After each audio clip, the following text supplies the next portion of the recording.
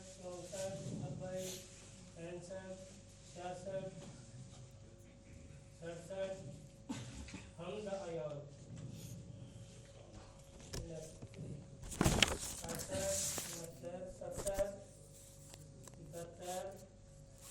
71 72 73 74 76 76 77 78 78 79 80 81 لبیک 82 83 84 85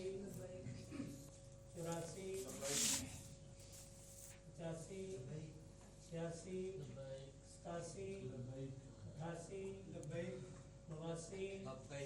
87 88 89 90 91 92 93 94 95 96 97 98 99 100 101 102 103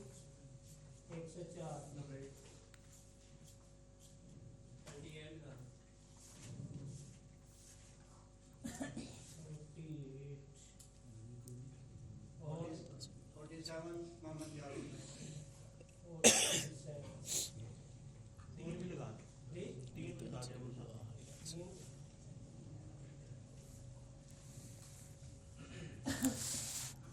میرا roll number نہیں پتا. معلوم نہیں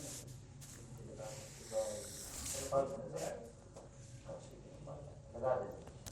نحمده ونصلي على سيدنا ومولانا محمد. الحمد لله رب العالمين والصلاة والسلام على سيد المرسلين وعلى آله وأصحابه أجمعين. الصلاة والسلام عليك يا رسول الله. الصلاۃ والسلام علیک یا رسول اللہ وعلى آلك وأصحابك يا حبيب الله. وعلی آلک واصحابک یا حبیب اللہ. الصلاة والسلام عليك يا نبي الله. الصلاۃ والسلام علیک یا نبی اللہ. وعلى آلك وأصحابك يا نور الله. وعلی آلک واصحابک یا نور اللہ. اللهم افتح علينا اللهم افتح علینا حكمتك حکمتک وانشر علينا وانشر علینا رحمتك رحمتک يا ذا الجلال والإكرام. یا ذا الجلال والاکرام. اللهم افتح علينا اللهم افتح علینا حكمتك حکمتک وانشر علينا وانشر علینا رحمتك رحمتک يا ذا الجلال والإكرام. یا ذا الجلال والاکرام. اللهم افتح علينا اللهم افتح علینا حكمتك حکمتک وانشر علينا وانشر علینا رحمتك رحمتک يا ذا الجلال والإكرام. یا ذا الجلال والاکرام. الصلاة والسلام عليك يا رحمة للعالمين. الصلاۃ والسلام علیک یا رحمۃ للعالمین. وعلى آلك وأصحابك يا خاتم النبيين. وعلی آلک واصحابک یا خاتم النبیین. کل جہاں ہم نے درس کو چھوڑا تھا وہیں سے جو ایک چیز رہ گئی تھی میں اسی سے آغاز کر رہا ہوں. قرآن مجید فرقان حمید کی تفسیر کے لیے جو ضروری ماخذ ہیں ان میں سے ایک لغت عرب بھی ہے، عربی لغت. لیکن اس کا جو درجہ ہے یہ درجہ اپنے مقام پر آتا ہے. لغت عرب کا جو درجہ ہے کہاں آتا ہے؟ چار ہم نے مدارج تفسیر پڑھے ہیں نا. پہلا قرآن کی تفسیر کی جائے قرآن سے. دوسرا درجہ کیا پڑھا ہے؟ قرآن کی تفسیر کی جائے حدیث سے. حدیث سے. تیسرا درجہ ہے قرآن کی تفسیر کی جائے اقوال صحابہ سے. اقوال صحابہ سے اور چوتھے درجے پر آتی ہے لغت عرب۔ اچھا، پھر اس میں یہ بات ذہن میں رہے کہ قرآن نازل ہوا ہے عربی زبان میں، تو عربی زبان کا وہ محاورہ جو اس وقت اہل عرب کے ہاں رائج تھا، اعتبار اس کا ہوگا۔ عربی زبان کے اندر جو اس وقت عرب کے ماحول کے مطابق اہل عرب کے ہاں جو معنی رائج تھے، اسی معنی کو لیا جائے گا۔ یہ نہیں ہوگا کہ اس معنی کو چھوڑ کر لغت عرب سے کوئی دور کا کوئی معنی ملتا ہو، مشہور اور معروف معنی کو چھوڑ کر وہ معنی اختیار نہیں کیا جائے گا۔ جب اس طرح کیا جاتا ہے تو مفسر پھر بہت ساری ٹھوکریں کھاتا ہے۔ جیسے کہ ہمارے اس خطے میں جن لوگوں نے قرآن مجید فرقان حمید کی تفسیر کا نام لے کر مسلمانوں کے نظریات کو بگاڑنے کی کوشش کی، ان میں ایک نام سر سید علی گڑھی کا آتا ہے، سر سید احمد خان۔ آپ میں سے جو اسکول میں پڑھ کے آئے ہیں، کالج میں، یونیورسٹی میں، آپ جانتے ہیں کہ سر سید احمد خان کو اس قوم کا ہیرو بنا کر پیش کیا جاتا ہے، جبکہ سر سید احمد خان کے جو نظریات ہیں، اس کے جو عقائد ہیں، اس کی جو فکر ہے، وہ بالکل اسلام کے خلاف ہے، اسلام کے متصادم ہے، اور اس پر حکم کفر ہے۔ سر سید علی گڑھی پکا کافر ہے۔ کیوں کافر ہے آپ پوچھیں گے؟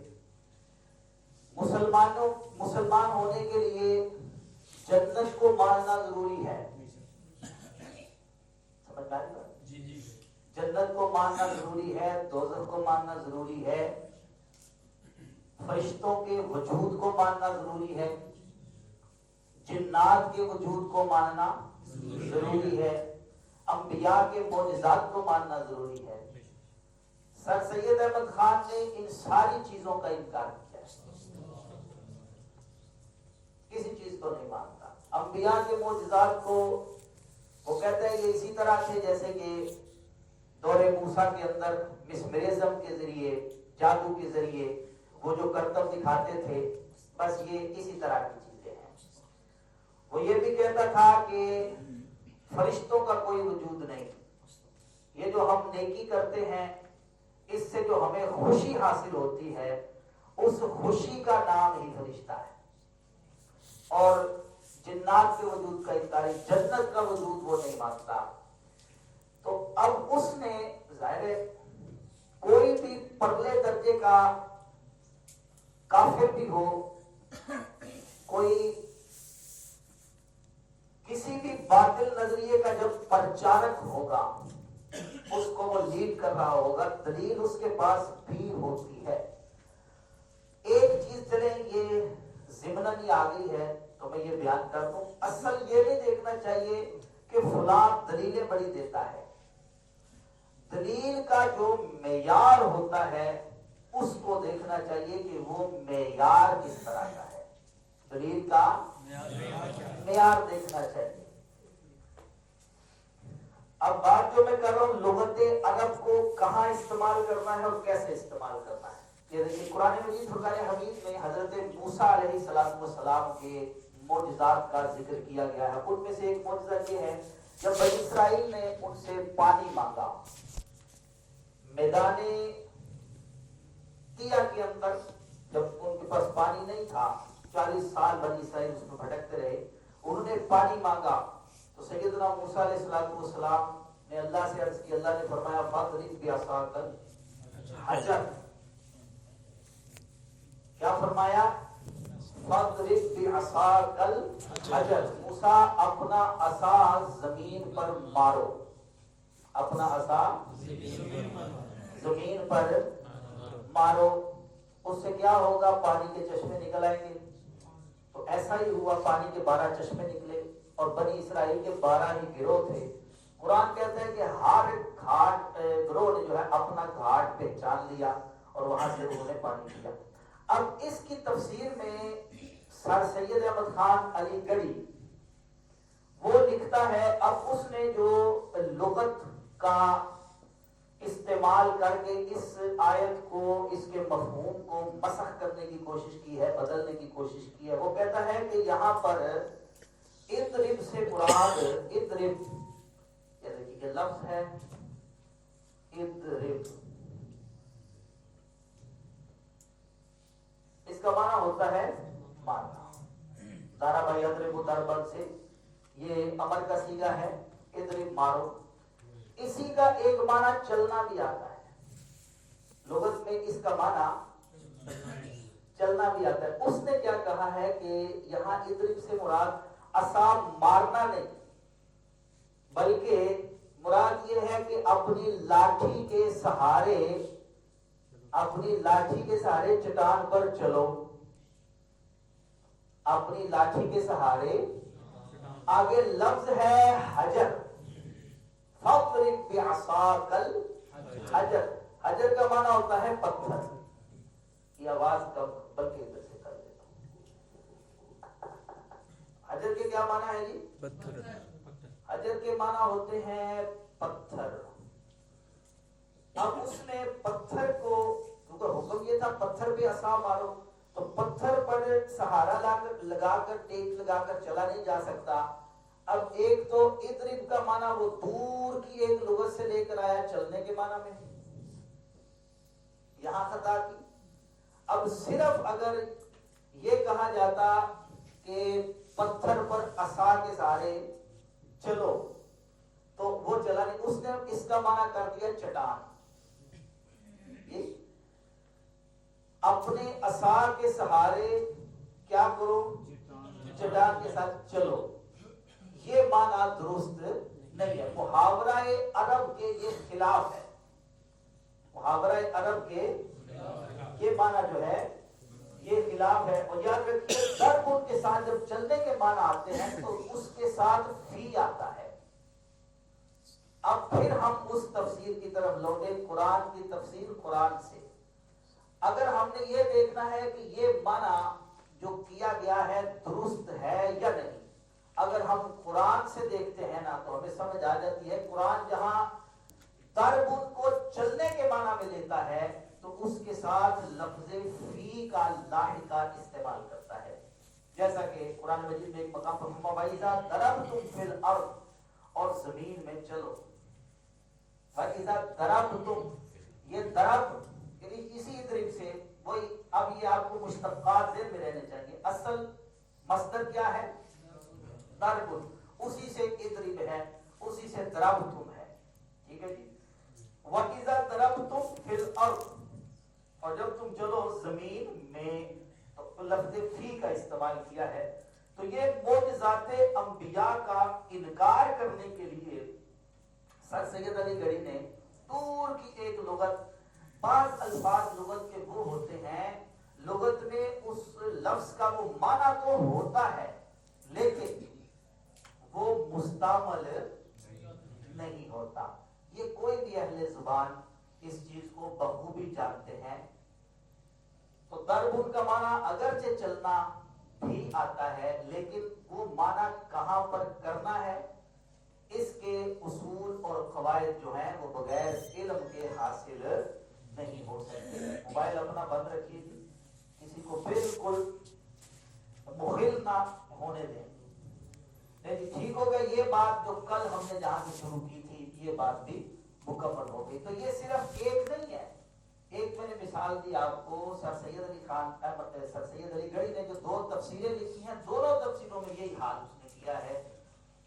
اور اس نے زور زبردستی پورا، جس کو ہمارے پنجابی میں کہتے ہیں نا ٹین لگا کر کوشش اس نے کی ہے. لیکن علماء نے اس کی ان چابک دستیوں کو، ان چوریوں کو خوب واضح کیا ہے. اور وہ چونکہ مذہب نیچریت کا بانی ہے، سر سید علی گڑھی جو ہے، ایک مذہب پایا جاتا ہے نیچریت کہ جو انسان کی نیچر ہے نا، جو فطرت ہے، وہی اس کا مذہب ہے. تو یہ درست نہیں ہے. مذہب جس شے کا نام ہے، مذہب میں جو احکام دیے جاتے ہیں عقلیں ان پر قربان کر دی جاتی ہیں. وہاں اپنی ذاتی عقل کے گھوڑے نہیں دوڑائے جاتے. ہم نے پہلے دن ہی وحی کی تعریف کرتے ہوئے کیا کہا تھا؟ وحی کی ضرورت بیان کرتے ہوئے کہ وحی کب نازل ہوتی ہے؟ جب انسان کے حواس اور اس کی عقل کام کرنا چھوڑ دیتی ہے. پھر ان احکام کو وحی کے ذریعے اللہ تبارک و تعالی عز جلالہ بیان فرماتا ہے اور وہی انسان کی زندگی کا مقصد قرار پاتے ہیں. آج کا جو ہمارا موضوع ہے یہ بھی گزشتہ سے ہی کچھ ویوستہ ہے، لیکن اس میں بہت ساری باتیں ذرا سمجھ لینے والی ہیں، تاکہ کل ہم جب قرآن پاک پر باقاعدہ آیات کریمہ استدلال کے طور پر پیش کریں، یا کبھی کوئی مدعی فہم قرآن اٹھ کر جیسے کہ آج کل لوگ کرتے ہیں، تو ہمارا اس نشست کی برکت سے یہ ذہن بن چکا ہو کہ ہم نے کسی کے بھی دام تزویر میں پھنس نہیں جانا. ہمیں اتنا شعور حاصل ہو جائے کہ ہم جب کسی سے قرآن سنیں تو قرآن سن کر ہم اس کے اپنی مرضی کے وہ جو معنی پہنائے آیت کو، ہمیں اس میں فرق کرنے کا کچھ ملکہ جو ہے وہ حاصل ہو جائے. لہذا آپ بڑی توجہ کے ساتھ، آج بھی گفتگو زیادہ تر سمجھنے سے تعلق رکھتی ہے، اس کو سنیں. جہاں لکھنے کی ضرورت ہوگی میں آپ کو انشاءاللہ خود لکھواؤں گا. اچھا جی، تفسیر قرآن کے لیے جو علوم ضروری ہیں، جن کے بغیر کوئی تفسیر نہیں کر سکتا، نہ لکھ سکتا ہے، نہ بیان کر سکتا ہے، وہ ضروری علم کون سے ہیں؟ ان میں سے ایک علم لغت ہے، علم نحو، علم صرف، علم اشتقاق، علم معانی، علم بیان، علم بدیع، علم قراءت، علم عقائد، اصول فقہ، اسباب نزول، ناسخ و منسوخ، علم فقہ، احادیث تفسیریہ، اور اس کے ساتھ ساتھ ایک علم ہے علم وحی، جو اللہ کی طرف سے خاص علم عطا ہوتا ہے. یہ سارے علوم ہوں تو بندہ تفسیر قرآن کر سکتا ہے. ادروائز تفسیر قرآن کرنا کسی انسان کے بس کی بات نہیں ہے. سمجھ رہی ہیں؟ آج آپ گفتگو کریں میرے ساتھ، سمجھ لیجئے، میں بھی بولوں، آپ اس کو اس طرح سمجھے، ہاں میں ہاں ملائیں، اور جب سمجھے تو واقعی سمجھے. سمجھنا ہے سوال کر لیں، پوچھیں. اچھا، میں نے 15 علوم گنوائے ہیں، ان میں سے چند ایک کی وضاحت میں بورڈ پر کر دیتا ہوں، صرف تاکہ تعارف ہی نہ رہے، کچھ بات سمجھ میں بھی آ جائے. یہ علوم جو ہے نا یہ لکھوا دے، کیونکہ جو درس نظامی کے اسٹوڈنٹ ہیں ان کو تو اس کے بارے میں لکھے ہوئے بھیج دوں گا. ہاں چلے توجہ فرمائیں. ایک اس میں علم ہے جی تفسیر کے لیے ضروری علم، علم لغت. علم کیا لفظ بولا ہے میں نے؟ علم لغت. لغت، ٹھیک ہے، علم لغت. اب اس میں ہوتا کیا ہے؟ علم لغت کے ذریعے کیسے قرآن، یہ علم کیوں ضروری ہے قرآن کی تفسیر کرنے کے لیے؟ اس سے قرآن پاک کے مفرد الفاظ کے معنی معلوم ہوتے ہیں. جو قرآن کے مفرد الفاظ ہوتے ہیں نا، مفرد اکیلے اکیلے، ان کے معنی معلوم ہوتے ہیں. قرآن نے جن الفاظ کا استعمال کیا ہے الحمد سے لے کے والناس تک، اب اس میں جو الفاظ آئے ہیں ان کے معنی سے بحث علم لغت کرتی ہے. امام مجاہد رحمۃ اللہ علیہ یہ بہت بڑے مفسر ہیں، ان کے تفسیری اقوال سند مانے جاتے ہیں. حضرت عبداللہ بن عباس رضی اللہ تعالیٰ عنہما کے یہ شاگرد ہیں. وہ فرماتے ہیں جو شخص اللہ اور قیامت کے دن پر ایمان رکھتا ہے، جو شخص اللہ اور قیامت کے دن پر ایمان رکھتا ہے، اس کے لیے جائز نہیں کہ بغیر لغت عرب کی معرفت کی، جب تک وہ لغت عرب کو نہیں جانتا اس وقت تک وہ قرآن مجید میں لب کشائی کرے، یہ اس کے لیے جائز ہی نہیں ہے جب تک وہ لغت عرب کو نہیں جانتا۔ بھائی ایک لفظ ہے نا، بعض اوقات یہ جیسے اضرب ہی کو دیکھ لیں، ضرب ان سے اضرب، یہ چلنے کے معنی میں بھی آتا ہے اور مارنے کے معنی میں بھی آتا ہے۔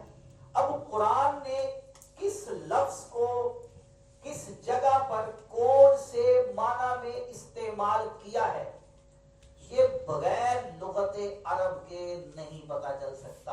اور لغت عرب میں بھی یہ نہیں ہے کہ صرف آپ کتاب کھولیں اس میں معنی مل جائے، نہیں، اس لفظ کی پوری تحقیق جب تک پتہ نہیں ہوگی اس وقت تک قرآن نے اس کو کس معنی میں استعمال کیا ہے اس وقت تک درست معنی کیا جا سکتا نہیں، اور جب درست معنی نہیں کیا جائے گا تو درست مفہوم بھی سمجھا جا سکتا نہیں۔ سمجھ شریف میں آ رہی ہے بات؟ اللہ آپ کے سینے علم کے لیے کھول دے، بس اسی طرح توجہ کے ساتھ سنتے ہیں۔ اچھا جی، دوسرا جو علم ضروری ہے وہ ہے علم نحو، اور یہ بہت ہی اہم ہے۔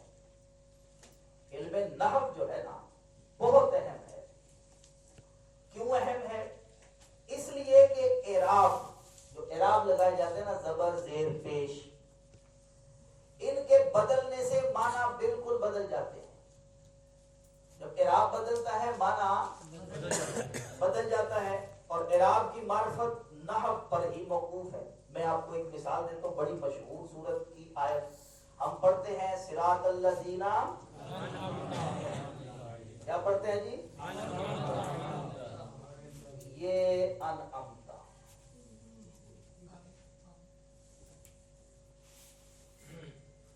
تے کے اوپر کیا ہے؟ یہ تا کے اوپر دیکھیں کیا ہے جی؟ زبر ہے۔ اسی کو اگر پیش کر دینا انعمتو، اگر کوئی اس طرح پڑھ دے صراط الذین انعمت علیہم، تو یہ معنی کفریہ بن جائے گا، کفر بن جائے گا۔ کیسے؟ یہ دیکھیں، انعمتا کا کیا معنی ہے؟ انعمتا، تو نے انعام کیا، علیہم جن پر، اور اگر پڑھا جائے انعمتو، یہ ہوگا جن پر میں نے انعام کیا ہے ان کے راستے پر چلا۔ یہ صرف ایک زبر سے پیش ہوئی ہے، تو معنی کیا سے کیا بن گئے؟ سمجھ شریف میں آ رہی بات؟ یہ علم نحو کی، اس سے آپ اندازہ کر لیجئے کہ کس قدر اہمیت ہے علم نحو۔ میں زیادہ باریکی میں نہیں جاتا، ایک آسان مثال تھی جس سے امید ہے سمجھ شریف میں آ گئی بات۔ تو جب اعراب بدلتے نا، عربی زبان اور زبانوں کی طرح نہیں ہے کہ جیسے تیسے اس کو چاہو بول دو۔ ایک حرکت بدلنے سے کس قدر معنی میں تغیر آ جاتا ہے، کس قدر معنی بدل جاتا ہے۔ جیسے میں نے آپ کو کل بھی کہا تھا نا، بڑے بڑے نامور جنہوں نے قرآن کی خدمت میں، وہ سمجھتے ہیں ہم نے بڑے مثالی کام کیے ہیں۔ سب باتیں کون کر رہی ہے پیچھے؟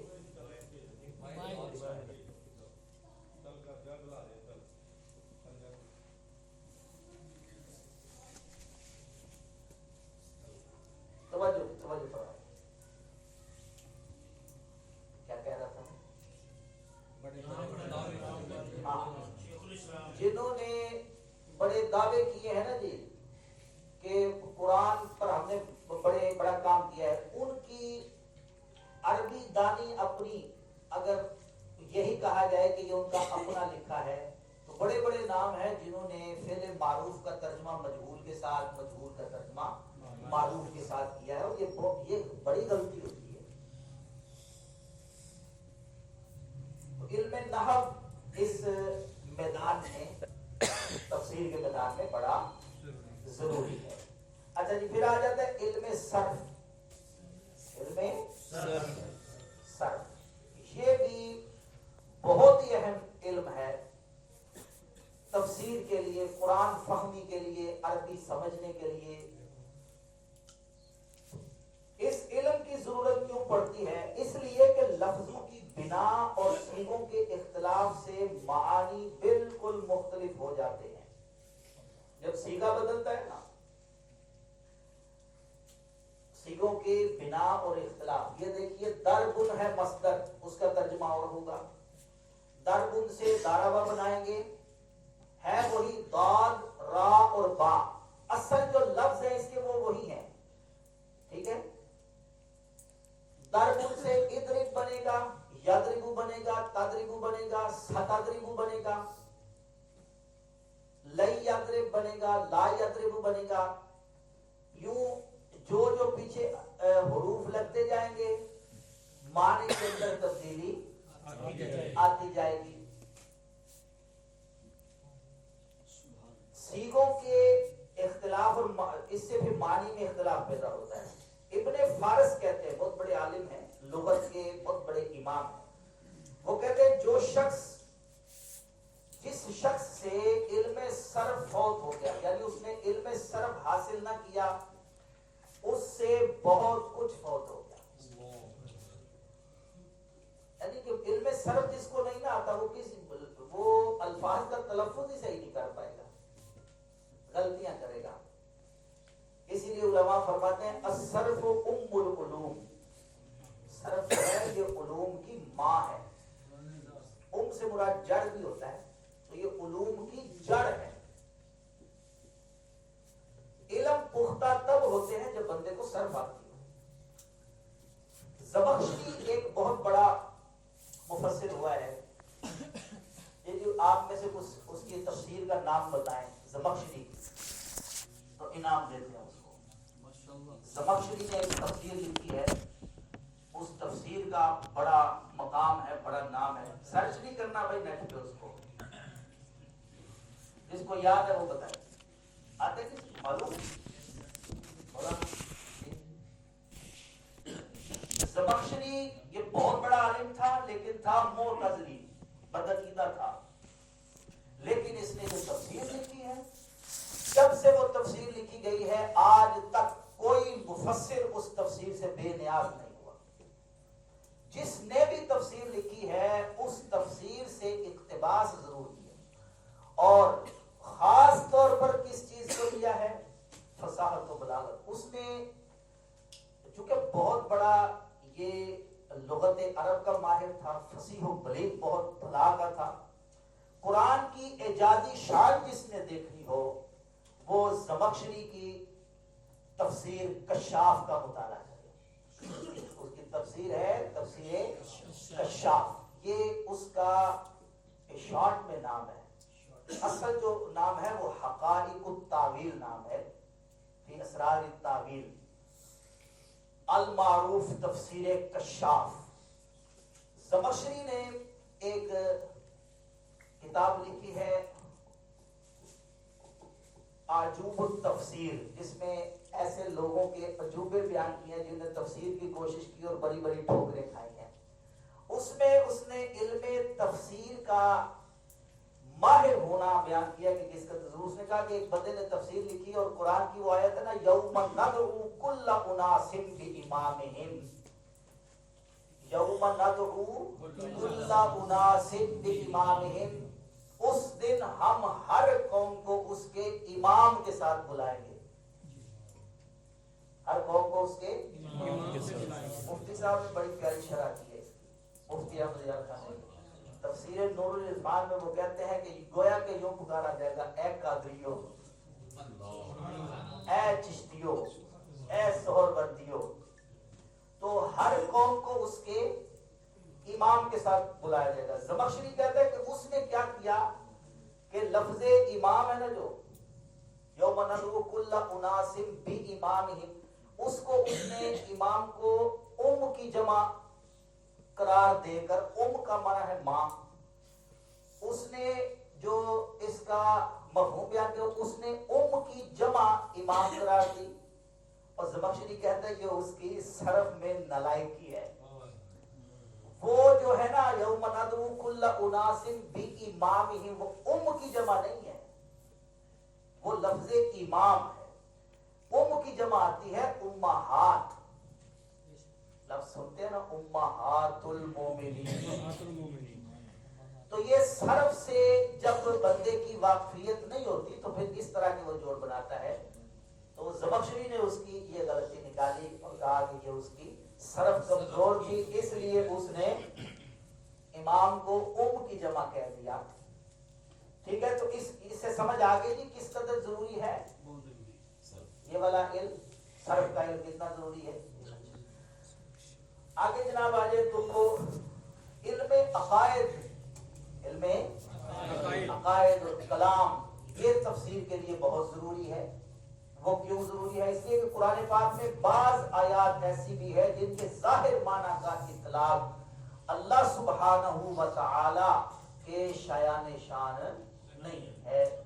اس کی ذات پر اس کا اطلاق درست، ظاہری جو اطلاق ہے وہ درست نہیں ہے. اس لیے پھر ان آیات کی تعبیر کی ضرورت پڑتی ہے. مثال کے طور پر قرآن نے فرمایا ید اللہ فوق ایدیہم، ان کے ہاتھوں پر اللہ کا ہاتھ، ان کے ہاتھوں پر اللہ کا. جبکہ اسلامی عقیدہ کیا ہے؟ اللہ جسم و جسمانیت سے پاک ہے، اللہ کا جسم نہیں. یہ ہاتھ ہونا لوازم جسمانیہ ہے، جس کا جسم ہوگا اس کے ہاتھ ہوگا. اللہ جسم سے پاک ہے. تو اب یہاں صحیح معنی کیا ہے؟ یہ بغیر علم عقائد کے، علم کلام کے پتہ نہیں. یہی تو وجہ ہے جنہوں نے ٹھوکریں کھائی ہیں نا، وما کرو وما کر اللہ، مکر و مکر اللہ کا ترجمہ کر دیا. لغت میں انہوں نے دیکھا کھولا مکر کا معنی مکر ہے، یہ نہیں سوچا کہ ہم منسوب کس کی طرف کر رہے ہیں، تو ترجمہ کر دیا کافروں نے مکر کیا، اللہ نے بھی مکر کیا. کافروں نے چال چلی، اللہ نے بھی چال چلی. یہاں کامیابی سے گزرنے والی ذات امام احمد رضا کی ذات، جن کی نظر تفسیروں پر بھی تھی اور جو علم عقیدہ سے بھی نہ صرف پوری طرح آگاہ تھے بلکہ علم عقیدہ کے امام تھے. انہوں نے پھر اس کا جو ترجمہ کیا وہ کہتے ہیں کافروں نے مکر کیا، اللہ تعالیٰ نے اپنی خفیہ تدبیر فرمائی. اللہ تعالیٰ نے خفیہ تدبیر فرمائی. تو یہ چیز آگے بھی سمجھ شریف میں. اچھا جی، ایک بڑی اہم بات میں یہ کیمیہ سعادت کے مطالعے سے نظر سے گزری. ہم آئے ہیں فہم قرآن کے لیے، قرآن فہمی کے لیے، قرآن سمجھنے کے لیے. امام غزالی رحمۃ اللہ علیہ نے کیمیہ سعادت میں نقل کیا ہے کہ 3 قسم کے لوگوں پر قرآن مجید فرقان حمید کی تفسیر ظاہر نہیں ہوتی. 3 قسم کے لوگوں پر قرآن مجید فرقان حمید کی تفسیر ظاہر نہیں ہوتی، اس کے راز نہیں کھلتے، وہ تفسیر عیاں نہیں ہوتی. نمبر 1، وہ جو علوم عربیہ سے واقف نہ ہو. اللہ بندہ کون ہے؟ وہ جو علوم عربیہ سے واقف نہ ہو.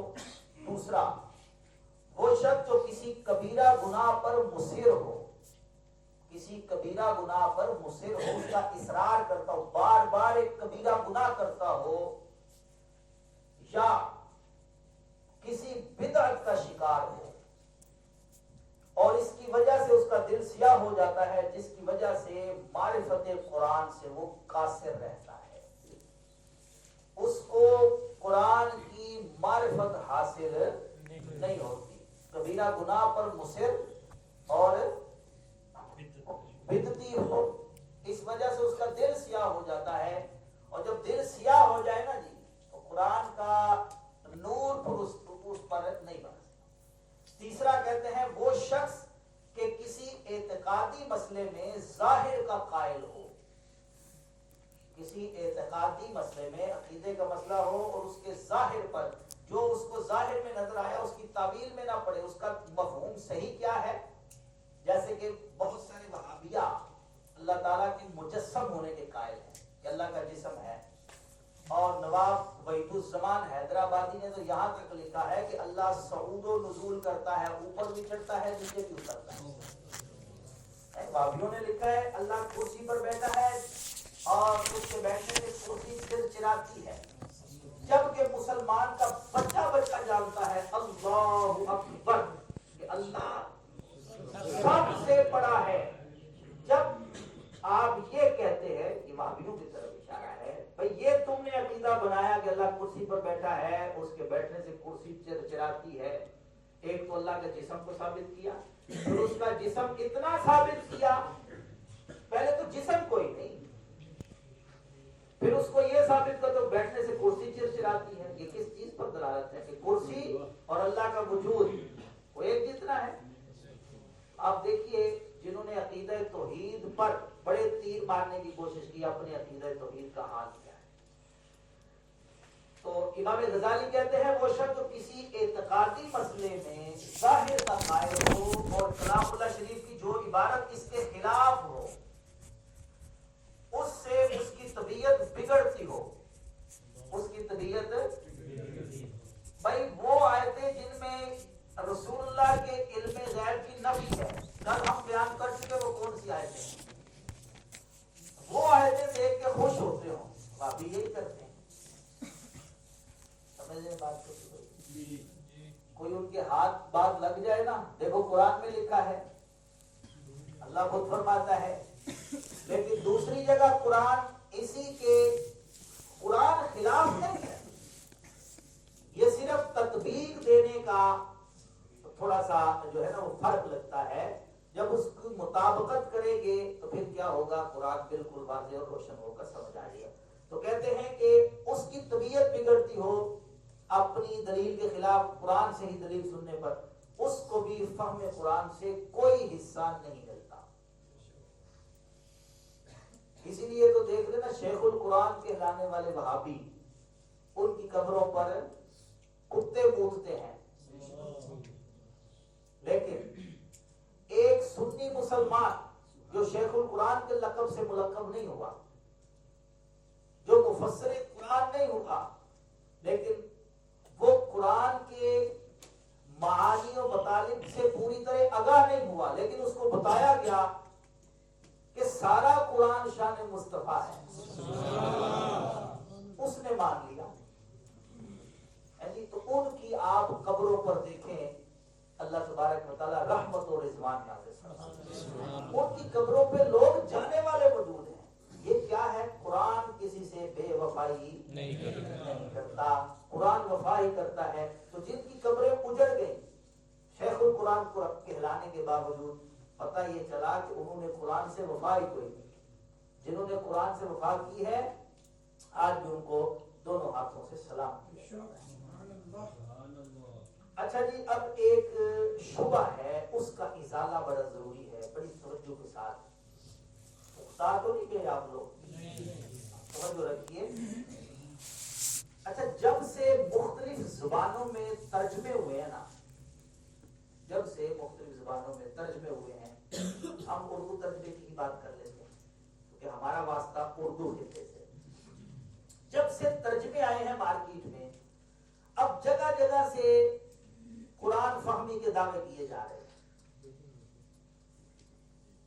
مولانا، یہ ترجموں کی تاریخ پر اگر گفتگو میں تفصیلاً کروں نا تو ہفتہ ایک لگ جائے، اس قدر اس میں بہت ساری چیزیں قابل بیان ہیں۔ ان شارٹ بیان کر رہا ہوں میں، جب سے یہ میں تاریخ ترجمہ آپ کو بتا رہا ہوں، جب تک قرآن کے ترجمے نہیں ہوئے تھے، کبھی کسی نے اٹھ کے یہ نہیں کہا کہ ہم کو علماء کے بغیر بھی قرآن سمجھ آ جاتا ہے۔ لوگ محتاج تھے علماء کے، علماء کے پاس جا کر پڑھا کرتے تھے، علماء سے ہی سیکھتے تھے، سمجھتے تھے۔ کیوں؟ قرآن عربی میں تھا، ترجمے نہیں آئے تھے۔ ترجموں کا یوں سمجھ لیں کہ ایک پہلو، ایک نقصان بھی کہہ لیں، دو پہلو ہوتے ہیں۔ ایک یہ ہے جب سے ترجمے آئے ہیں نا جی، ہر بندہ قرآن فہمی کا مدعی ہے، میں قرآن سمجھتا ہوں، جبکہ کیا قرآن سمجھنا صرف ترجمہ پڑھ لینے پر موقوف ہے؟ کیوں جی؟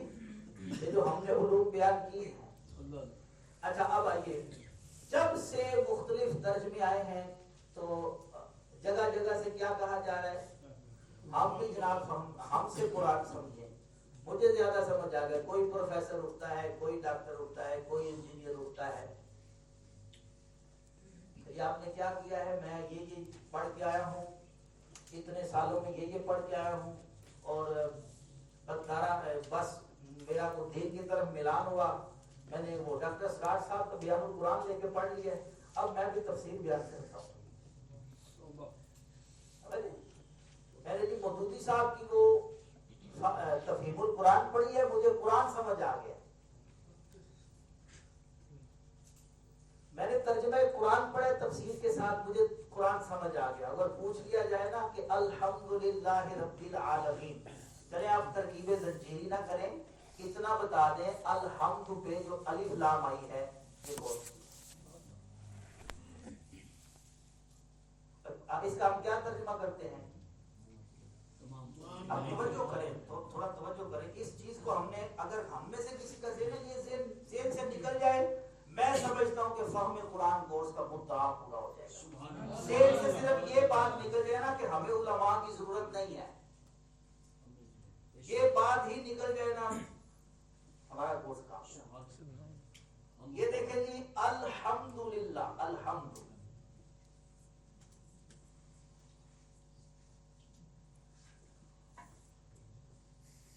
للہ، کیا مطلب ہے اس کا؟ تمام تعریف ہے. آپ نے یہ ترجمہ کیا. اچھا مجھے بتائیے، حمد کا معنی ہوتا ہے تعریف. للہ، اللہ کے لیے.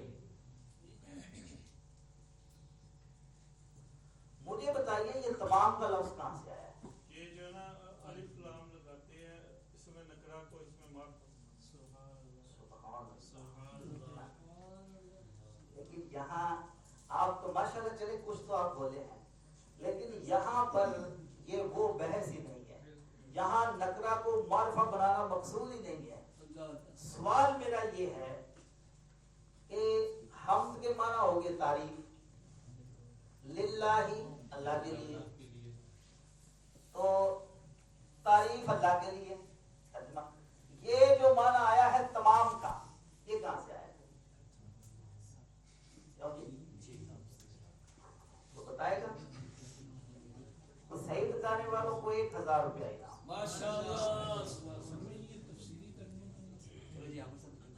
جی مولانا. یہاں پر جو الف لام ہے وہ استغراق کا ہے، تو اس لیے اس کا معنی ہوگا تمام تعریفیں اللہ کے لیے. استغراق سب کو گھیرے ہوئے. یہ استغراق والی بحث ہے.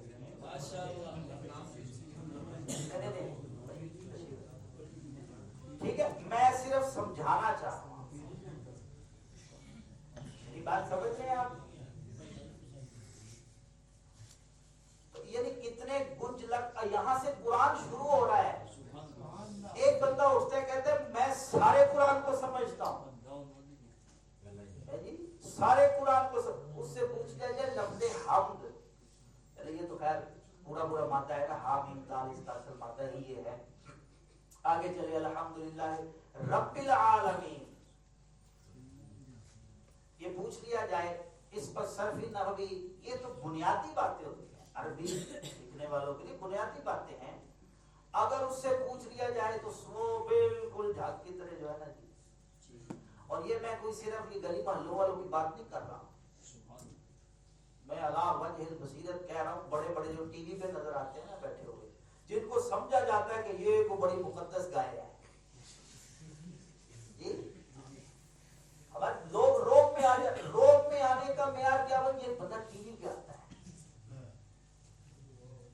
فی زمانہ میں بتاؤں نا آپ کو، پرلے زمانے کی جو چول ہوتی ہے اس کو ٹی وی پہ بٹھاتے ہیں، بک کے بیٹھتے ہیں لوگ. کئی سب، میں نام کسی کا نہیں لے رہا، کئی لوگ ہیں بک کر بیٹھتے ہیں، اور ان لوگوں کے ہاتھوں بک کر بیٹھتے ہیں جو پہلے یہود و نصارہ کے ہاتھ بک چکے ہیں، اور اس کو بتاتے ہیں آپ نے یہ بیان کرنا، یہ نہیں کرنا. یہ یاد رکھیے قرآن مجید فرقان حمید کی چلے پھر ادھر لوٹ آئیں ذرا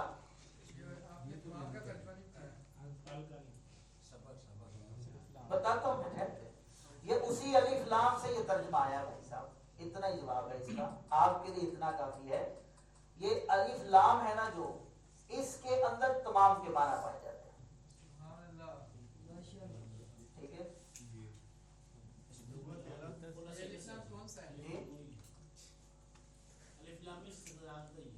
استغراق پوچھا ہی نہیں ہے نا کس سے آئے گا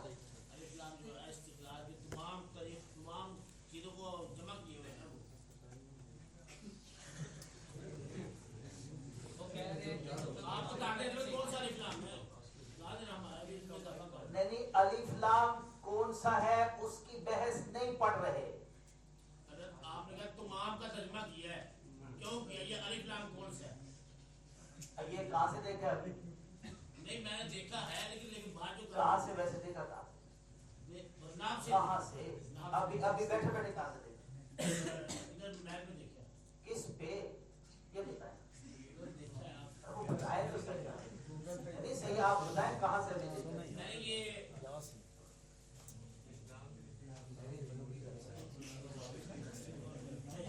وہ صحیح ہے انہوں نے دیکھا ہے وہ کر رہے تھے سرچ کر رہے تھے دیکھا لیکن ہم نے میں نے پوچھا یہ ہے کہ الف لام استغراق اس کے الف لام کی تو 5 قسم کا ہے نا الف لام کی قسم تو پوچھی نہیں ہے ٹھیک ہے الف لام کی اقسام نہیں پوچھی معنی پوچھا ہے کہ الف لام سے آیا ہے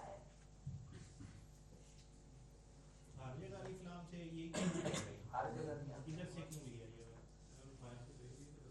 یہ بحث لمبی ہو جائے گی اس لیے میں یہ جو لکھ کے لایا ہوں وہ 15 منٹ رہ گئے یہ اس کو پھر کسی وقت بیان کرتے ہیں ٹھیک ہے یہ پورا ہو جائے آج لنگر بھی ہے نا آپ کے لیے تو لنگر جب تقسیم ہو رہا تھا اس کو کروں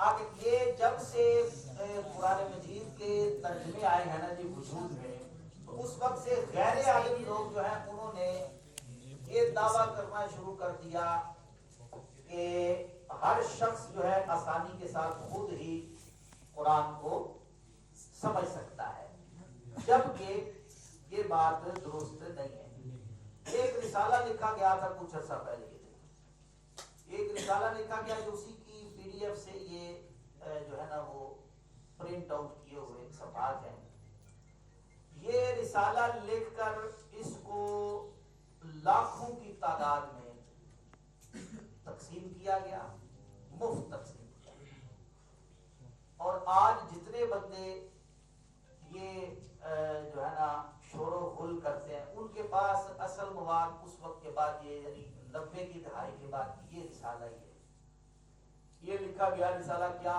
قرآن کو سمجھ کر پڑھنا ضروری نہیں اس میں علماء پر پابندیاں کسی گئی کہ علماء نے اجارہ داری بنا رکھی ہے قرآن کتاب ہدایت ہے وہ سب کے لیے ہدایت ہے تو ہر کوئی اس کو کیوں نہیں سمجھ سکتا یہ جو ہے وہ کہا گیا تو یہ اور اس کے لیے جو آیت پیش کی جاتی ہے نا آپ نے سنی ہوگی وَلَقَدْ يَسَّرْنَا الْقُرْآنَ لِلذِّكْرِ اور بے شک ہم نے قرآن کو آسان بنا دیا کس کے لیے لِلذِّكْرِ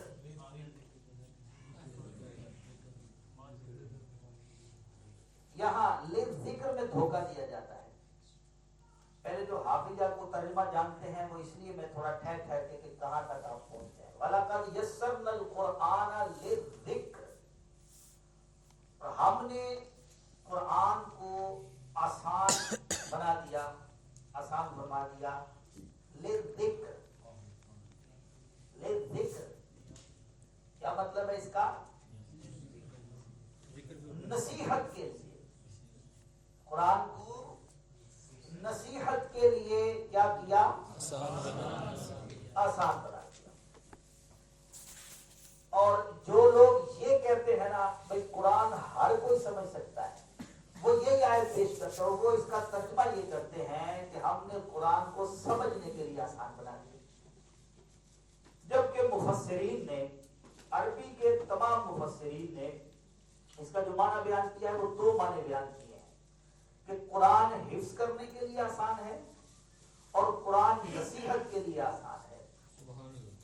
ایک تو قرآن حفظ کرنے کے لیے آسان ہے اور نصیحت کے لیے، یعنی اس کی آیات ایسی ہیں کہ ان میں غور و فکر کیا جائے، اس کے لیل و نہار کو دیکھا جائے۔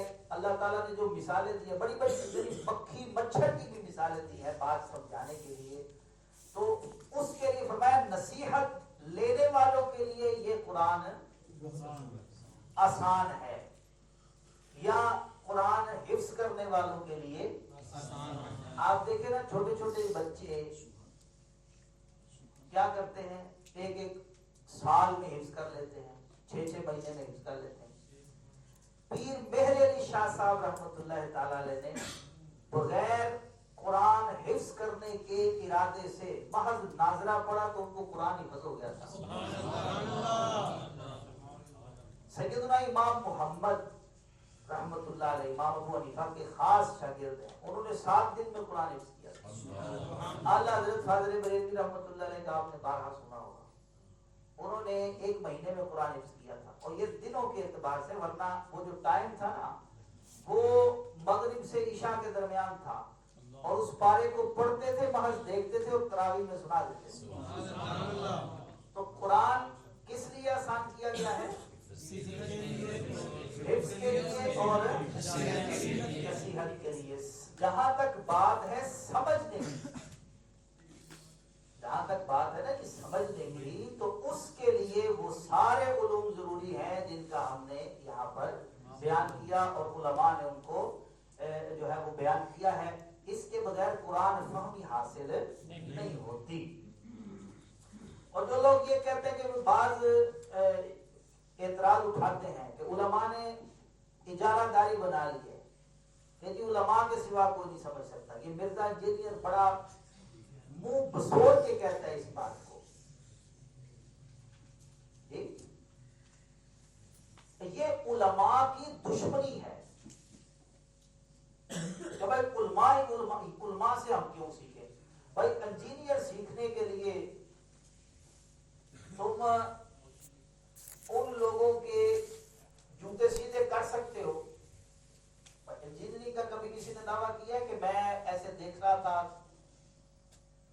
بس ادھر کے قریب میں گزرتا تھا یونیورسٹی کے، تو کبھی کبھی میری ایسے نظر بس پڑ جاتی تھی، میں دیکھتا تھا کیسے پڑھ رہے ہیں، تو میں آج سے انجینئر ہوں۔ ہوا ہے کبھی؟ یا کوئی اس کی مبادیات کو جانتا ہو، بولے میں نے یوٹیوب سے سرچ کیا ہے اس کا فارمولا کیا ہے، میں نے اس کو پڑھ لیا، آج سے میں انجینئر ہوں۔ کبھی سنا؟ اچھا پھر کہتے ہیں جی کتاب ہدایت قرآن اللہ تعالیٰ نے سارے انسانوں کے لیے، کیونکہ ہدایت کے لیے اتاری ہے، ہر کوئی اس کو سمجھ سکتا ہے۔ مجھے بتائیے جو کتابیں طب پر، سائنس پر لکھی جاتی ہیں، ان کے لکھے جانے کا کیا مقصد ہوتا ہے؟ انسانیت کو نفع پہنچانا ہی ہوتا ہے نا۔ مصنف کیوں لکھتا ہے کتاب کو؟ نفع پہنچانے کے لیے ہی لکھتا ہے نا۔ طب کی کتاب تو کیا کبھی کسی نے یہ کہا ہے کہ میں نے بس وہ کتاب پڑھ لی لہذا اس سے میں ڈاکٹر ہوں؟ ہوتا ہے ایسا؟ کبھی کوئی کسی فلسفے کی کتاب کو خود ہی پڑھ لے اور بولے میں سائنسدان بن گیا ہوں؟ کبھی سنا ہے جیسا؟ تو کیا قرآن مجید فرقان حمید کی وقعت اتنی ہے کہ کوئی اردو ترجمہ پڑھے اور اٹھ کر دعویٰ کر لے کہ جناب میں فہم قرآن کا مدعی بن کر میں اب تفسیر قرآن کو سمجھنے والا بن گیا ہوں؟ یہ اعتراض اولاً تو بڑا سطحی قسم کا ہے، اور اس میں کسی قسم کی معقولیت نہیں ہے، کوئی عقل اس بات کو تسلیم نہیں۔ تو جی پروفیسر صاحب ایسا ہوتا ہے دنیا میں، کہیں پڑھی لکھی دنیا میں آپ نے سنا ہوتا ہے ایسا؟ کیونکہ یونیورسٹی سے جو خاص طور پہ پڑھ کے آئے ہیں، کالج سے تعلق صاحب بھیجتے تھے، کوئی مثال ایسی کیوں وہ تحقیق سے کسی نہ کسی کا شغف تو رہتا ہے علمی صاحب، ایسا ہوتا ہے کبھی ایک خاص موضوع کی ایک کتاب ہے، جیسے میں کارل مارکس کی کتاب کو اکثر کہتا ہوں داس کیپیٹل، اس کو خود کوئی پڑھ کر بولے کہ اب مجھے جو ہے نا مجھے کیا ضرورت ہے، آئی کام بی کام سی کام اور جہاں تک کام ہے ان کو کرنے کی، لوگ لاکھوں روپے دے کر پڑھتے ہی ہیں نا کہ مولانا پڑھتے ہیں، کبھی کسی نے نہیں کہا تو بھلا قرآن کیسے یہ اس کا جو ہے نا دعویٰ کیا جاتا لیکن ہے؟ یہ ہے نا کہ اگر ہم اس کو پڑھیں گے نہیں تو پتہ کیسے چلے گا کہ یہ ہدایت کا سرچشمہ ہے قرآن کا؟ جب ہم اس کو پڑھیں گے پھر ہی کوئی ہدایت لیں گے نا اس سے، پڑھنے سے تو منع ہی نہیں کر رہے نا، نہیں صرف عربی پڑھ دیں پھر تو سمجھ نہیں نہ آئے گی، سمجھ نہیں آئے گی، ترجمہ ترجمہ پڑھ کے بھی سمجھ نہیں آئے گی، ترجمہ پڑھ کے گمراہ ہو جائیں گے اگر صرف ترجمہ پڑھیں گے۔ اس میں ایک گزارش ہے، اچھا بھائی سوال کریں گے، وقت زیادہ لگا تو پھر آپ پہ سر یہ 15 جو آپ نے بتائے ان پر مکمل دسترس حاصل کرنے کے لیے کتنا عرصہ لگے ایک عام آدمی کو؟ کیا لگے گا؟ کتنا وقت لگے گا؟ کتنا وقت لگے گا؟ ہاں کتنا وقت لگے، میٹرک پر کتنا وقت لگتا ہے؟ 15 سال۔ ان میں سے ایک ایک علم جو ہے نا وہ میٹرک سے بہت اوپر کا ہے۔ کب حاصل کرے گا؟ جی کب حاصل نہیں ایسا نہیں، میں بتا رہا ہوں ہو جاتا ہے، یہاں میں بتاتا ہوں آپ کو، مولانا آپ کھڑے ہو، اے بچہ دیکھو کتنی عمر ہے؟ 20 سال، دنیاوی تعلیم کتنی ہے؟ نہیں پڑھ کے کتنا گئے تھے جامعہ میں جب داخلہ لیا تھا؟ 8 پڑھ کے داخلہ لیا جامعہ انہیں بچہ جرا نا درس نظامی دے 6ویں کے 7ویں سال آخری سال، سبحان اللہ، جی آخری سال، اس کے بعد انہوں نے کر لینا دورہ حدیث اور جو مروجہ علم ہے نا درس۔ اچھا یہ ایسا نہیں ہے کہ ماہر بن گئے، ماہر ہونے کے لیے نا کسی بھی علم میں ماہر ہونے کے لیے وقت کی بیٹھ ماشاءاللہ، یاد رکھیے وقت جو ہے نا کتنا وقت لگتا ہے، ایسا نہیں ہے کہ وقت یہ کہہ دیا جتنے وقت لگے گا، بھائی بعض وہ ہیں کہ جو اتنا وقت کیا اس سے زیادہ وقت لگا کے کورے رہ جاتے۔ اچھا کسی بھی علم کا جو فہم ہے اس کے لیے انسان کی ذہانت بھی ضروری ہے، اس کا انہماک کتنا ہے، اس نے توجہ کتنی دی، اس نے جو علوم حاصل کر رہا ہے ان کا ادب کتنا کیا۔ ایک بہت بڑے عالم ہوئے جن کی کتابیں درس نظامی میں پڑھائی جاتی ہیں، علامہ سعد الدین تفتازانی۔ سعد الدین تفتازانی بڑے جو ہے نا لیکن یہ سنیے ایک قول یہ بھی ہے علماء کی جماعت کا، وہ کہتے ہیں لفظ علامہ، لفظ علامہ دور صحابہ کے بعد کہتے ہیں صرف ایک ہی بندے پر جچتا ہے اور وہ سعد الدین تفتازانی۔ سبحان اللہ، بڑے یہ کلاس لگی ہوئی ہے، ان کو کچھ ہے کو نہیں آتی تھی، یہ حوال میں لکھا ہے، استاد بھی کہتے تھے بھیا کیا کرنے آ گئے تو ایسے تھے۔ ایک دفعہ ہوا کیا کہ دیکھیے کب اللہ کا کرم ہو جاتا ہے، یوں کلاس لگی تھی، یا کلاس کے بعد کی بات روایت میں آتا ہے کہ وہ اس علاقے میں نا جس علاقہ میں وہ پڑھتے تھے وہاں ہاتھی نہیں تھا، ہاتھی اس علاقے میں نہیں پایا جاتا تھا، کسی اور علاقے سے ہاتھی آیا۔ اب طلباء کے مزاج آپ جانتے ہیں، سارے طالب علم اٹھ کے نا جی ہاتھی دیکھنے چلے گئے، ہاتھی کیا ہوتا ہے۔ سعد الدین تفتازانی بیٹھے ہیں، بولی گئے، استاد نے کہا تم کیوں نہیں گئے، تمہارے علاقے میں ہاتھی ہوتا ہے، تم نے دیکھا ہوگا؟ انہوں نے کہا جی میں یہاں ہاتھی دیکھنے نہیں آیا، میں تو علم پڑھنے آیا ہوں، میرا تعلق تو قبلہ उस्ताद गिरामी आपसे है। बस फिर वो दिन था। उसके बाद जो फैज के दरिया बहे, मैंने कहा ना उलमा की एक जमात कहती है कि लफ्ज़े अल्लामा का सही हकदार, जोरे सहाबा को छोड़ के, जो बड़े बड़े इमाम आज़म और बड़े बड़े उलमा को जो ताबईन छोड़ के कहते हैं कि लफ्ज़े अल्लामा का सही हकदार वो बंदा है तो वो अल्लामा सादुद्दीन तख्ताज़ानी। एक सवाल देखने आ रहा है, वो ये है कि जैसे किसी भी इंसान ने तफसीर की है, जिस भी ज़ुबान में की है, फारसी में की है, उर्दू में की है, तो क्या उसका उस ज़ुबान का माहिर होना भी ज़रूरी है? उस लुगत का, उर्दू का, जैसे जैसे आप कहते हैं मकर व मकर अल्लाह का तर्जुमा किया है और उसमें उर्दू के ऐसे अल्फाज इस्तेमाल किए हैं जिनमें गुस्ताखी नहीं है, तो जो भी तर्जुमा कर रहे हैं, तफसीर कर रहे हैं, जिस ज़ुबान में कर रहे हैं, उसका उस ज़ुबान का भी माहिर होना ज़रूरी है। और उसकी अच्छा, ये देखिए बड़ा अहम सवाल है। ऐसे सवाल भी जिन ज़हनों में आ जाते हैं ना, वो हाजिर दिमाग लोग होते हैं। ये देखिए कि किसी भी किताब का, एक किताब को दूसरी जुबान में जब आपने तर्जुमा करना है तो उन दोनों जुबानों का माहिर होना जरूरी है। क्योंकि आप जब अरबी को उर्दू में लेकर आ रहे हैं, आपकी अरबी बहुत अच्छी है, उर्दू अच्छी नहीं, तब भी तर्जुमा सही नहीं होगा।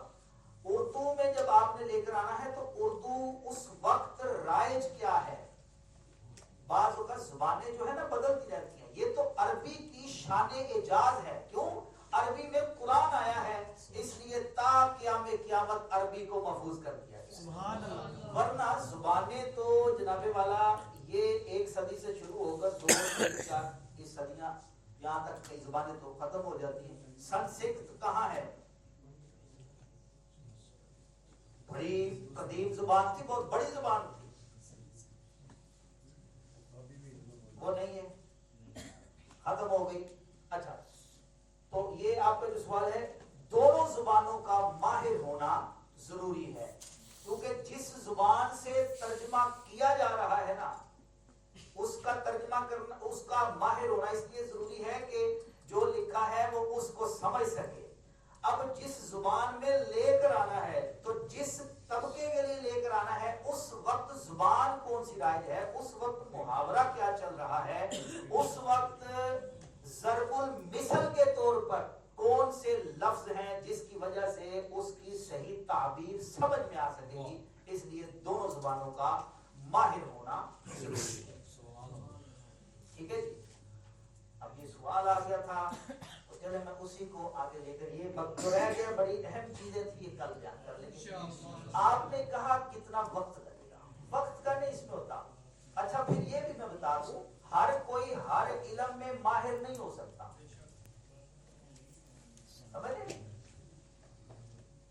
ये देखिए, ये भी सवाल इनका, इनकी तड़प और इनकी जुस्तजू पर दलालत है। मैं तो यही समझूंगा। मतलब आप कितनी उम्र होगी आपकी? 62 साल उम्र है। मतलब इनके जहन में ये आ रहा होगा ना, भाई इतनी मेरी उम्र हो गई, अब मैं अगर सीखना चाहूँ, यही आया कि अगर मैं सही समझूं कि अगर मैं अब सीखना चाहूँ, अच्छा ये सारा कुछ है उसके लिए जिसने तफसीर करनी है, ये सारा उसके लिए जरूरी है। हमने अगर देखिए, ये होना चाहिए, हम में से किसी को शौक पैदा हो मैं तफसीर कुरान करूं, और उसके लिए सारा कुछ पढ़ के फिर कर सकते हैं। हमारा चूंकि मुद्दा ऐसा नहीं है, हमारी अल्लाह ताला जिसको तौफीक दे वो तो करे ना। हमारे यहाँ ऐसे भी हैं जिस साहब बैठे हुए हैं, उन्होंने मुझे कहा है मुझे अरबी सीखने का शौक पैदा हो गया, ये कोर्स खत्म कर से तो मुझे ना अरबी सीखने के लिए वक्त दे, मैं अरबी पढ़ना चाहता हूँ। माशाअल्लाह माशाअल्लाह। मुझे आपसे भी उम्मीद है, अगर हम शुरू करें तो कौन कौन आएगा अरबी सीखने के लिए? अरबी मेरा ज़हन है वैसे कि ये जो है ना, 1 साल का कोई कोर्स जो है ना, 1 साल का अरबी ग्रामर का कोर्स, जिसमें सर्फ नहव की बुनियादी बातें,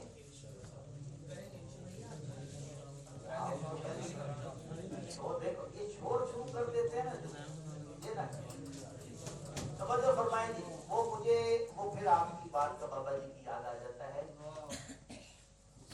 हजरत ईसा अलैहिस्सलाम से किसी ने पूछा था, बंदा इल्म कब तक हासिल करे? मतलब ये 6 साल 8 साल। अच्छा, दरस निज़ामी भी आजकल इनको भी पता है, ये दरस निजामी जो है ना जनाब वाला, अब तो समझ लें कि बस वो पराए नाम रह गई है जी। दरसे निजामी 25 साल की होती थी किसी जमाने में, फिर घटते घटते 12 साल की आई, मतलब 12-15 साल की। जिन्होंने बहुत दरसे निजामी पढ़ी है ना कुरान, और उनके इनके फर्क तो होगा।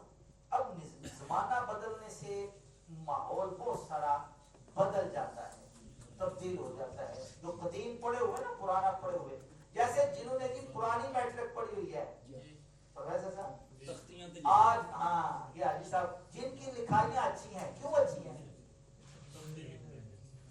आज इमला का नाम तलबा को वो क्या कर देता है, दर्जे कुरान नहीं पढ़ लेता हो, या हम लिखेंगे, लेकिन ठीक है जी, ये अलमिया है, ये अलमिया।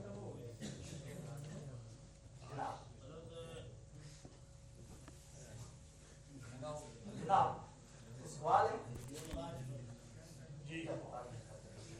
ठीक है जी। तो हाँ मैं बता रहा था, हजरत ईसा अलैहिस्सलाम से पूछा इल्म कब तक हासिल करना चाहिए। जनाब ईसा अलैहिस्सलाम ने फरमाया जब तक जिंदगी है। इल्म तो ऐसी शय है जिसको हासिल करते रहना चाहिए। जिस फन में माहिर होना चाहिए उसने जो है ना वो तवज्जो को मबजूल कर लिया जाए। अल्लाह ताला हमें कुरान पढ़ने की दौलत से माला करते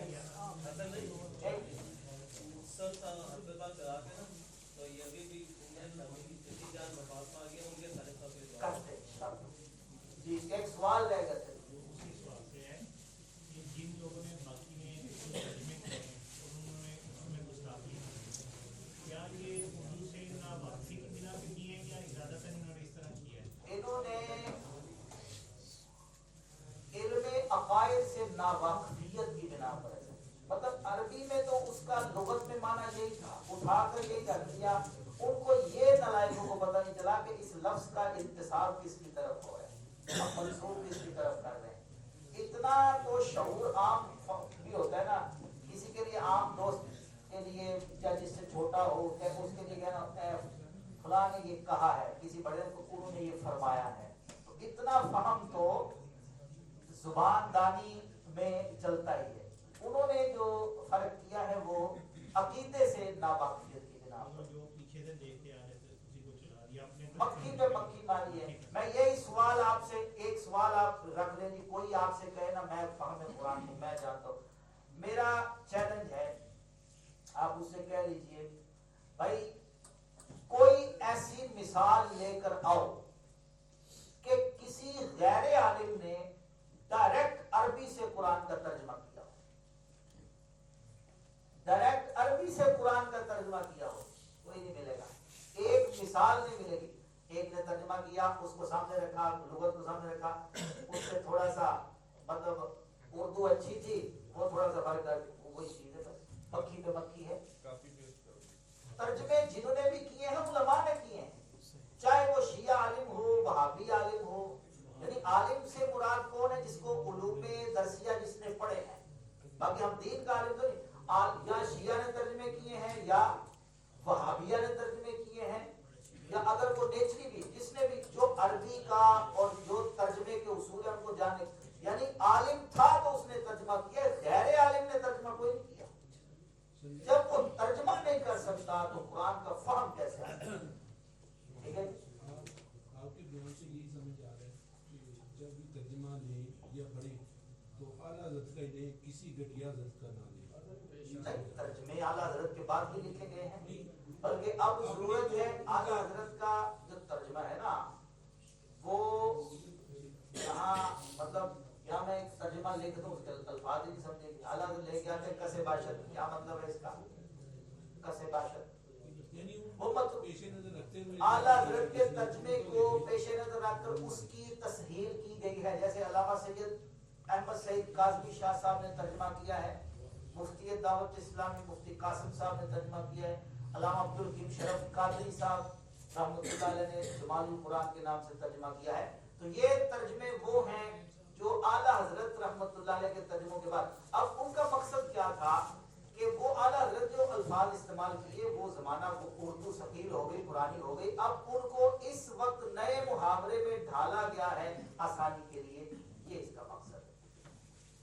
اعوذ باللہ من الشیطان الرجیم، بسم اللہ الرحمن الرحیم، قل هو اللہ احد اللہ الصمد لم یلد ولم یولد ولم یکن له کفوا احد۔ بسم اللہ الرحمن الرحیم، قل هو اللہ احد اللہ الصمد لم یلد ولم یولد ولم یکن له کفوا احد۔ بسم اللہ الرحمن الرحیم، قل هو اللہ احد اللہ الصمد لم یلد ولم یولد ولم یکن له کفوا احد۔ الحمدللہ رب العالمین والصلاۃ والسلام علی رسول کریم۔ یا اللہ آج کی اس نشست کو قبول فرما، جو قرآن فہمی سے متعلق ہم نے گفتگو قبول فرما کر اس کا اجر و ثواب عطا فرما۔ یا اللہ اس ثواب کو حضور جان عالم صلی اللہ علیہ وسلم بارگاہ میں پیش کرتے ہیں، قبول فرما۔ نبی پاک صلی اللہ تعالی علیہ وآلہ وسلم کی برکت سے، حضور کے وسیلے سے یا اللہ وقاص بھائی کی والدہ کی بخشش فرما، والد صاحب کو صحت عطا فرما، احتشام بھائی کی چچی انتقال کر گئی، اللہ کی بخشش فرما۔ ہمارے حافظ تصور صاحب کی والدہ انتقال کر گئی، اللہ کی بخشش فرما۔ ہمارے ایک دوست ہیں مولانا وسیم صاحب، ان کے والد صاحب کا انتقال ہوا، اللہ ان کی بھی بخشش فرما۔ دیگر مرحومین جو یہاں حاضرین ہیں، ان کے لواحقین، ان کی بخشش و مغفرت فرما۔ یا اللہ ہماری دعاؤں کو مستجاب فرما کر اپنی رحمت ہماری طرف متوجہ فرما۔ مالک کریم قرآن فہمی کی عظیم دولت سے مالا مال فرما۔ صلی اللہ علیہ محمد وعلی آلہ۔ اپنا لنگر لے کر جائیے۔ مصطفیٰ جان رحمت پہ لاکھوں سلام، شمع بز میں ہدایت پہ لاکھوں سلام، طرف اٹھ گئی دم بے دم آ گیا، جس طرح اٹھ گئی ہدایت پہ لاکھوں سلام، جسے خدمت کے قدسی کریں ہر رضا، جسے خدمت کے قدسی کریں ہر رضا، مصطفیٰ جان رحمت پہ لاکھوں سلام، شمع بز میں ہدایت پہ لاکھوں سلام۔ رب العزت عما یصفون وسلام علی المرسلین والحمد للہ رب العالمین۔ لا الہ الا اللہ محمد